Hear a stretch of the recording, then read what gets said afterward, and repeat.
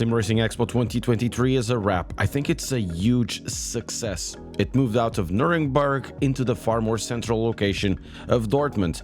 I think that was a great move as it helped to serve a bigger number of sim racers, as there were more options to get there.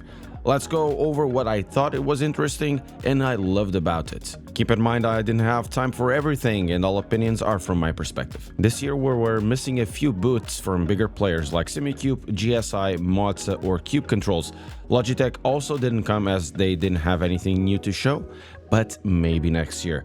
Still, there were new players around like PXN and PO1 Sim had their own booths. The pedal makers SRP moved from the esports area into a shared booth in the front, so there were changes and all of them I think were positive. First of all, we have to talk about Coffee Racer. I've done a review of their products before, pretty great set of kits. They were in their own booth and there was a lot of buzz around their line of sim racing tables, if you can call them that. I was extremely happy for the reception they had this year. As my friend Craig says, every other brand creates a problem. Coffee Racer is the only one solving a problem. So this rig is essentially a coffee table that easily folds into a sim rig when it's not needed, can be used as a coffee table, furniture and so on. They have a new cheaper version with a wooden top that is beautiful.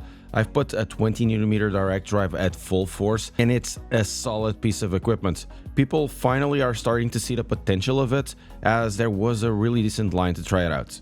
Fanatec was packed all the time. They brought out a few new releases this year they didn't tell anyone about.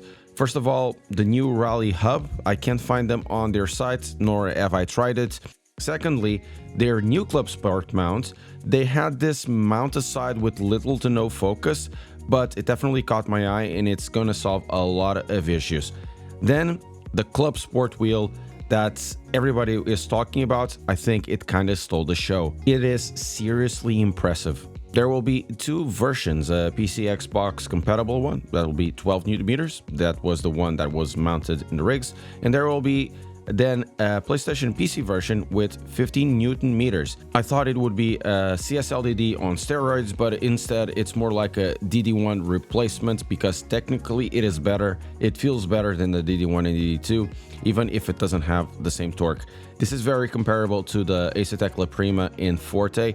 I think they trade blows really well, but this one has a thing called Full Force. Is essentially an inspired True Force thing into the Fanatec ecosystem. I should have one for review soon, and I will have a video on Wednesday talking about the engineering details, so subscribe to keep up to date. Best boot? Definitely Asetek. I think they really stole the show and they passed the vibe check. They had the new Invicta wheel and new round wheels. Sadly, I didn't have any time with them or with the wheels. As always, their equipment had a lot of great reception and even had an impromptu Potato Nation race. I have the Forte at home and there will be a review of the Asetek Forte later this month or early next month, so let's extrapolate from those experiences. It's really nice products that deserve all the praise they get. Super nice and passionate people there. It's the same thing with the rest of the expo. Passionate people except for Sabelt because they have passione. I've tried their rigs at launch. Sabelt flew us over to Italy to do that. The video will be in the description. Excellent rigs. If I could have one rig from the expo, and the rigs from the expo were tremendously impressive, I'd have the Sabelt one as it is, more than a silver or black box with those angular aesthetics looks. Super stiff, well engineered, and made to have a clean aesthetic. They also had a new haptic cushion for the back and legs, not from Sabelt, from another company, and they have a few ways to set them up, including one especially tuned for sim racers, where it's more about giving info about loss of grip rather than the sensorial overload you sometimes get. It's a nice little addition. I was also extremely impressed with Get Closer rigs. I really wanted to try them, and I did promise the man behind the company that I would try them, but I ended up having no time at all. Still, from what I was able to test on the rigs they have this nifty solution that basically eliminates all wobble. Pay attention to these guys. Anyways, this year it was more about builds on top of whatever has been before. There wasn't anything out there that I could say true innovation, except for Coffee Racer, of course. But in terms of year-to-year improvement, my pick this year needs to be the P1 Sim Mistral pedals. First of all, they look beautiful to look at. You have many colors to choose from. Those white pedals are definitely something else. So these are load cell and angle sensor pedals to ensure maximum accuracy with multiple color choices and an integrated rumble motor. But unlike the V3s, they aren't useless and they are not spoiling the aesthetics. I really like them, and apparently there will be an hydraulic version of them. Their wheels are also super nice with great ergonomics. I wish I had more time to try the Simagic boots and more of the equipment. Sadly, because of the French, I missed most of Friday, and that up making it difficult as Saturday was packed for most of the day. Still, I ended up seeing a few interesting things like the IMSIB rigs. Their rigs continue to be some of the best, most well-calibrated movement rigs out there. They don't make you sick, it's always fun to use, and it gives a lot of feedback. This is, of course, more suited for large businesses or wealthier individuals, but that doesn't mean that they aren't passionate about sim racing.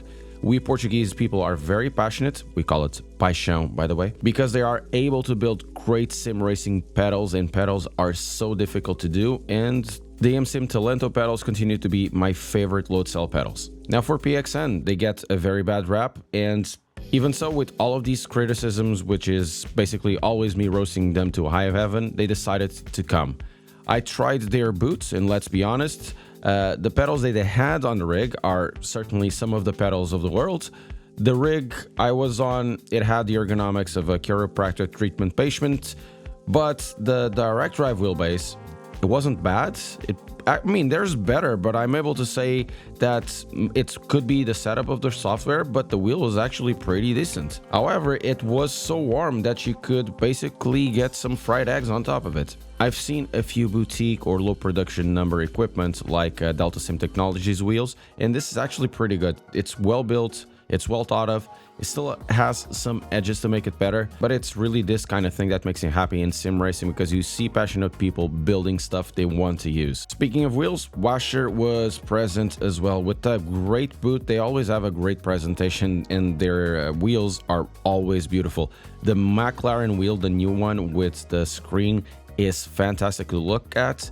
To pick up, the ergonomics are fantastic, and it has some of the best shifters in the business. I would love to have tried the Bavarian sim wheels, but it was always packed with people. Last year I wasn't terribly impressed with them, but it was a new product and they seemed to be aware of the issues. This year, from a very cursory look, it seems all of it's improved on, so I really want to try this in the future. Now for a parallel point where I'm going to insert a little bit of my flavor.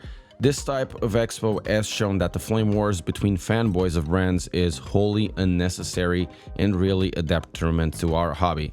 I have seen this year so many examples of employees of each brand going covertly or overtly to other exhibitors, trying their equipment, talking to the employees, and then admitting that they are impressed with their competition, even though, of course, they will always say their stuff is better.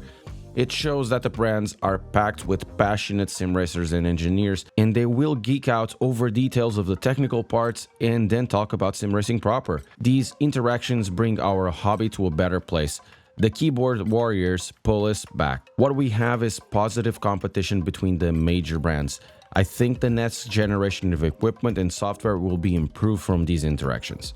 Now, for the expo itself, it has definitely improved. The area seemed to be smaller in size, but there were a set of massive improvements.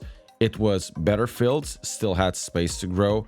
The flow was definitely better, it was easier to get to, the rented areas made more sense, the smaller booths had the chance to survive, they were really not isolated, they were close to the big areas. Getting into the expo is very easy, there's plenty of public transports, there's plenty of airports around, and there was also food in the court and a place to sit down if needed to. The number of people coming over was massively increased. There were always lines to try the equipments everywhere, a big change from last year. It felt that the slowest day this year had more visitors than the busiest day last year. A negative is the lack of media room. We could have done more content faster if we had a place to edit and upload. Sadly, the media room available was just for exhibitors alone. The greatest thing about the expo isn't really the equipment or the expo itself, it's the people in the community. That includes the booth operators, the employees in the brands, and especially everyone in the sim racing community. I think this was for me the best one in terms of that. Well, for one, I was definitely stopped more to talk with fans. I think a lot of the community is warming up to the fact that we should talk to everyone and have a bit of fun, talk about the hobby and such. Potato Nation, for example, brought a sack of potatoes to have some crack, and good crack was had. Swelio and Cameron Daz were around, great guys. Swelio came for his book release, something you should think of getting. It's really good for those starting. I also met OC Racer, he was undercover, nice guy. Here's a picture I took with him. Yes, he is pixelated in real life. Seriously, I met him, I'm not kidding. Big shout outs to my brother from another mother, Craig. This dude flew last year just for the sake of it, and we ended up hanging out. This year he flew again to Sim Racing Expo, and the funny thing is, everyone from every exhibitor remembers him. And also a shout out to Rad Weasel, Gamer Muscle, and the Vroom Room community. But the biggest shout out goes to Sim Racing HQ. Dude is beating the big C and got healthy enough to come over and do videos. Total Chad. That's really the thing about sim racing. It's about racing and the friends we make. The equipment is nice and fun, but at the end of the day, these are just toys. It's the community that makes the day better, more interesting, and there's a lot of love in it.